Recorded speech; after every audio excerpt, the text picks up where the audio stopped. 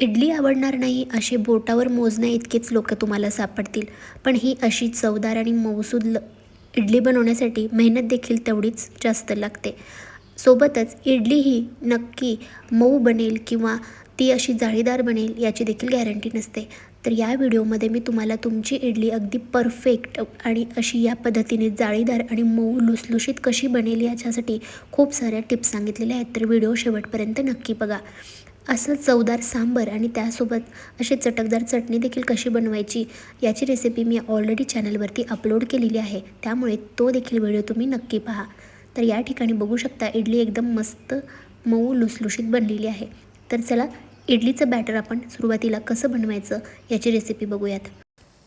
तर इडली बनवण्यासाठी आपल्याला जाडसर तांदूळ घ्यायचा आहे. तर या ठिकाणी मी इडली राईस घेतलेला आहे, म्हणजेच रेशनचे तांदूळ घेतलेले आहेत. आता यापासून आपल्याला इडली बनवायची आहे. तर घरातलं कोणताही एक वाटी किंवा ग्लास घ्यायचा आणि त्याच्याने सगळंच मेजरमेंट आपल्याला इथं करून घ्यायचं आहे.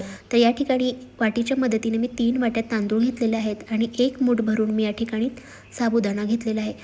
पोहे खायच्या चमच्याने जर मोजाल तर 3 चमचे आपण या ठिकाणी साबुदाणा घेतलेला आहे. सोबतच आपल्याला आता डाळ घ्यायची आहे. तर 3:1 याप्रमाणे मी या ठिकाणी 3 वाटी तांदूळ आणि 1 वाटी उडदाची डाळ घेतलेली आहे. 1 चमचा आपल्याला मेथीदाणा देखील टाकून घ्यायचा आहे, जेणेकरून आपली इडली ही मऊसूद बनेल आणि आपलं बॅटर फर्मेंट व्हायला मेथीदाण्यामुळे मदत होईल. तर दोन्ही डाळ आणि तांदूळ आता आपण वेगवेगळीकडे भिजत ठेवायचं आहे. त्या अगोदर आपल्याला याला व्यवस्थित स्वच्छ असं धुवून घ्यायचं आहे. तर 2 ते 3 वेळेस पाण्याने स्वच्छ आपण याला धुवून घेऊया आणि त्यानंतर डाळ आणि आपले तांदूळ व्यवस्थित पूर्णपणे पाण्यामध्ये भिजले जाते इतपत पाणी आपल्याला यामध्ये टाकून घ्यायचं आहे. आता यावरती झाकण ठेवून आपल्याला कमीत कमी 4 ते 5 तास आपल्याला हे डाळ तांदूळ व्यवस्थित भिजत ठेवायचे आहेत. डाळ आणि तांदूळ आपण वेगवेगळ्या भांड्यामध्ये भिजत ठेवायचं आहे, जेणेकरून आपली इडली देखील छान अशी फर्मेंट व्हायला मदत होते. तर या ठिकाणी आपल्याला डाळीतलं पाणी काढून टाकायचं नाही आहे. डाळ आपली व्यवस्थित भिजलेली आहे बघू शकता आणि तांदूळ आणि साबुदाणा देखील छान असा भिजून डबल झालेला आहे. तर तांदळामधलं पाणी आपल्याला वाटताना या ठिकाणी वापरायचं नाही आहे, ते काढून टाकायचं. तांदूळ व्यवस्थित या पद्धतीनं असं निथळून घ्यायचं आणि मगच त्याला वाटून घ्यायचं आहे. दुसरी महत्त्वाची टिप्समध्ये डाळ तांदूळ वाटताना जेवढं शक्य होईल तेवढं हे बारीक वाटून घ्यायचं. सोबतच जेवढं शक्य होईल तेवढं कमी पाणी वापरून याला वाटून घ्यायचं आहे. तर या ठिकाणी बॅटर बघू शकता एकदम मस्त मऊसूद आपण याला वाटून घेतलेलं आहे. 2 बॅचमध्ये या ठिकाणी आपले डाळ तांदूळ वाटून तयार होत आहेत. आता सगळ्यात शेवटी आपण यामध्ये डाळ देखील वाटून घेऊयात. पाण्याचा शक्यतो कमी वापर करून आपल्याला या ठिकाणी आपलं बॅटर हे असं वाटून घ्यायचं आहे. तर बघा डाळ देखील एकदम छान अशी मऊसूद वाटून घेतलेली आहे. आता दोन्ही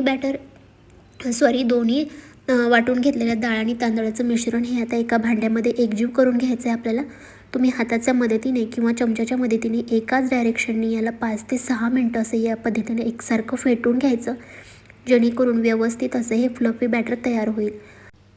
या ठिकाणी अजून एक गोष्ट लक्षात ठेवायची आहे, म्हणजे की आपल्याला इडलीचं बॅटर फुलवण्यासाठी असं मोठं भांडं घ्यायचं, जेणेकरून बॅटर फुलण्यासाठी जागा भेटेल यामध्ये. आता बॅटर आपलं चांगलं फुलावं यासाठी कढईमध्ये आपण 1 ग्लास पाणी असं खळखळून उकळून घ्यायचं आहे.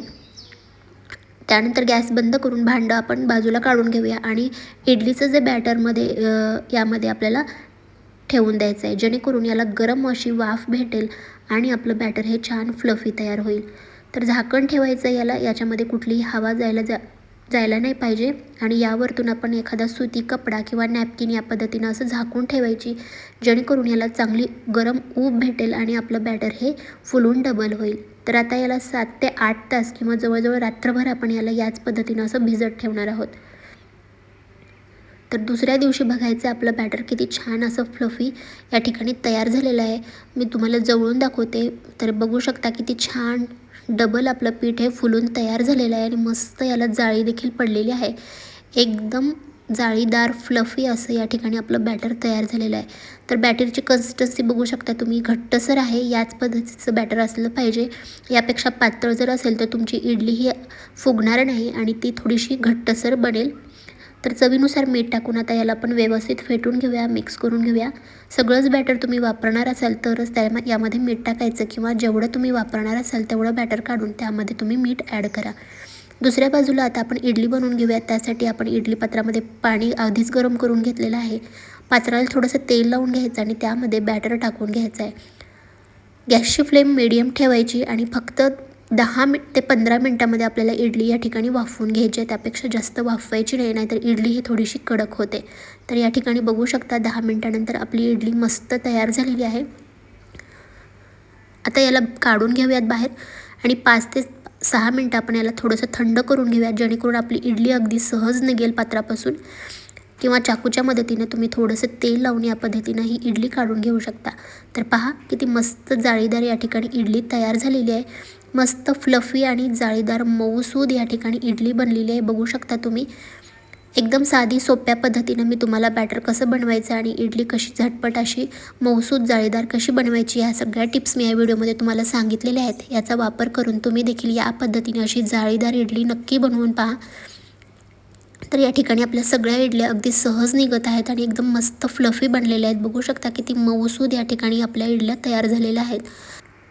आता आपण याची प्लेटिंग करून घेऊयात. तर इडली सांबरची रेसिपी यासोबतच चटणीची देखील रेसिपी मी आधीच चॅनलवरती अपलोड केलेली आहे. त्या ठिकाणी तुम्ही ते जाऊन चेक करू शकता.